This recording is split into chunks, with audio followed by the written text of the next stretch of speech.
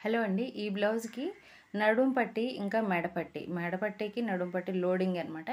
లోపల ఖర్చులన్నీ లోపలికి వెళ్ళిపోయే విధంగా ఏ విధంగా కుట్టుకోవచ్చు అన్నది ఈ వీడియోలో చూద్దాం. అలాగే నడుం పట్టికి చేతి పని కూడా అక్కర్లేదండి. ఇట్లా కుట్టుకున్నట్లయితే ఇవి ముందుగా లైనింగ్ క్లాత్‌ని మెయిన్ క్లాత్ మీద పెట్టేసి దానిపైన నడుం పట్టిని ఇదిగోండి ఓన్లీ లైనింగ్‌కి మాత్రమే అటాచ్ చేసామనమాట. ఇదిగోండి ఇటు సైడ్ ఏమో 3 పొరలు వస్తాయి. ఒకటి లైనింగ్, ఒకటి నడుం పట్టి, ఒకటి మెయిన్ క్లాత్. ఇలా సెట్ చేసుకున్న తర్వాత మనకి నెక్ షేప్ ఏ విధంగా అయితే ఉందో అదే షేప్‌లో మనం గుండు పిన్నిస్‌లు పెట్టేసుకుంటే అట్లా ఉండిపోతది కదా! మనం నెక్‌కి ఎంత తీసుకున్నా 2.5 ఇంచులు తీసుకున్నాం. అది ఓపెన్ చేస్తే 5 కదా! ఇక్కడ భుజాలు జారుకోకుండా ఒకసారి ఇలా చెక్ చేసుకున్నట్లయితే భుజాలనేవి జారిపోవండి. లేదంటే వెనకాల షేప్ అనేది షేప్ అవుట్ అయిపోకుండా ఉంటది. మనం ఏ ఏ షేప్ అయితే ఇచ్చామో స్టిచ్చింగ్ అంతా అయిపోయిన తర్వాత కూడా అలానే ఉంటది. లేదంటే లెఫ్ట్ సైడ్‌కి, రైట్ సైడ్‌కి చిన్న మార్పుతోనే వెనకాల షేప్ అంత కరెక్ట్‌గా ఉండదు. కొత్త వాళ్ళైతే గనక ఒకసారి ఇట్లా కూడా చెక్ చేసుకోండి. 2 రెండు 5 ఇంచులు కదా! ఆ 5 ఇంచులు ఇక్కడ ఉందా లేదా అని చూసుకొని గుండు సూది పెట్టుకొని ఇలా ఒక పావించు డిఫరెన్స్ పావించు ఖర్చుతోటి మనం మొత్తం నెక్ చుట్టూతా కుట్టుకుంటూ వచ్చేసామంటే సరిపోతుంది. ఇక్కడ మనం థ్రెడ్‌ని పెడుతున్నామండి. థ్రెడ్ కూడా ఇన్విజిబుల్ మాట. లోపలే ఉండిపోద్ది. మెయిన్ క్లాత్‌కి, లైనింగ్ క్లాత్‌కి మధ్యలో పెట్టేసి ఇలా స్టిచ్ చేసేసామంటే మనం ఓపెన్ చేసుకున్న తర్వాత అవి థ్రెడ్ నాట్ వేసుకోవడానికి ఈజీగా వస్తాయన్నమాట.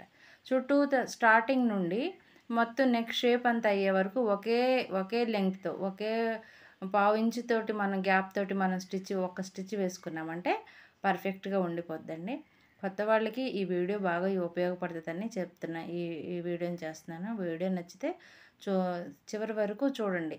వీడియో మీకు ఎక్కడైతే డౌట్ అనిపించిందో ఒక కామెంట్ చేసినట్లయితే మళ్ళీ నేను రిప్లై కూడా వెంటనే ఇస్తామండి. ఇదిగోండి చూడండి. సెకండ్ వైపున కూడా రెండో వైపున కూడా ఇలా థ్రెడ్‌ని పెట్టేసుకుంటే ఏమవుతుందంటే థ్రెడ్ అనేది స్ట్రాంగ్‌గా ఉంటది. ఇప్పుడు సిల్క్ థ్రెడ్స్ వస్తున్నాయి కదా! అవి అలాంటివైనా సరే జారిపోకుండా ఉంటాయన్నమాట. ఇలా థ్రెడ్ వేసిన దగ్గర ఒక్కసారి డబుల్ స్టిచ్ లాగా కొంచెం రఫ్ లాగినట్లుగా వేసామంటే అవి కూడా స్ట్రాంగ్‌గా ఉండిపోతాయి. లోపలే ఉంటాయి కాబట్టి ఇక బయటకు వచ్చే ప్రసక్తే ఉండదు. ఫినిషింగ్ అనేది నీట్‌గా ఉంటదండి. ఇట్లా అయిపోయిన తర్వాత ఇట్లా కట్ చేసుకునేటప్పుడు మాత్రం థ్రెడ్స్ 2 అవుట్ వైపుకు ఉన్నాయా లేదా అనేది చూసుకోవాలండి. లేదంటే ఇలా కట్ చేస్తే మనం కుట్టి అది కటింగ్‌లో కత్తిరి కింద పడిందంటే మొత్తం వెళ్ళిపోతది కదా!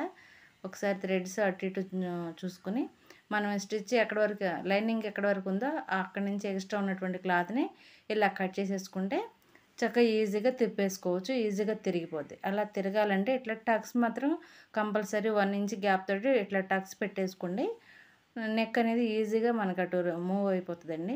ఈ గుండు సూదులన్నీ తీసేసి ఇదిగోండి ఇట్లా చెయ్యి ఇట్లా లోపల వైపున పెట్టేసి మెయిన్ క్లాత్‌ని ఇలా తిప్పేసామంటే లైనింగ్ అనేది లోపల వైపుకెళ్ళిపోద్ది. మెయిన్ క్లాత్ ఒరిజినల్ క్లాత్ అనేది బయటికి ఇట్లా నీట్‌గా వచ్చేస్తది. వాటితో పాటు ఈ థ్రెడ్స్ కూడా ఇలా బయటకొచ్చేస్తాయి అన్నమాట. ఇలా మనకు షేప్ అనేది కరెక్ట్‌గా వచ్చిందా లేదా అనేది కరెక్ట్‌గా తెలిసిపోద్దండి. మీరు చూస్తున్నట్లయితే అర్థమవుతది.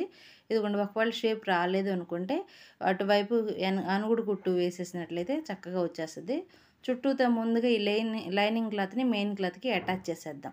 అప్పుడు షేప్ అనేది కరెక్ట్‌గా తెలిసిపోద్ది. నేను అది అటాచ్ చేసేసిన తర్వాత వీడియోని చూపిస్తాను చూడండి. ఇదిగోండి ఇప్పుడు అటాచ్ చేస్తానన్నమాట. సరి చేసుకుంటున్నాను. ఎక్కడికక్కడ లూజ్ అనేది ఏమీ లేకుండా ఇటు సరి చేసుకుని చుట్టూతా లైనింగ్ మెడ నుండి మొత్తం అటు సైడ్ ఇటు సైడు వేసేసామంటే కరెక్ట్‌గా వచ్చేస్తది. కరెక్ట్‌గా వచ్చిందండి. ఇప్పుడు ఎక్స్ట్రా ఉన్నటువంటి ఖర్చులన్నీ ఇప్పుడే కట్ చేసేసుకుందాం. ఎందుకంటే ఫ్రంట్ పార్టు ఇంకా హ్యాండ్స్ అటాచ్ చేసేటప్పుడు మళ్ళీ మనకి పని లేకోకుండా ఉంటది.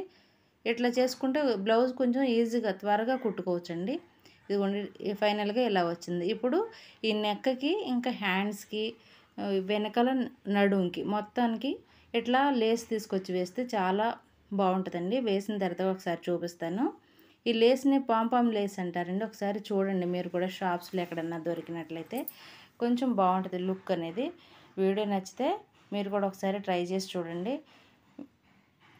మన ఛానల్ని సబ్స్క్రైబ్ చేసుకోండి. ఇదిగో చూస్తున్నారు కదా హ్యాండ్స్‌కి, నెక్‌కి ఇంకా నడుంకి ఇంకెక్కడ పైపింగ్ అనేది అక్కర్లేదు. ఇలా వేసుకున్నట్లయితే ఫ్రంట్ పార్ట్ కూడా ఇలా లైనింగ్ లోపలికి ఫోల్డ్ చేసేసి ఫ్రంట్ పార్ట్ కూడా ఇలాగే వేసాం. వీడియో నచ్చితే ఒక లైక్ చేయండి.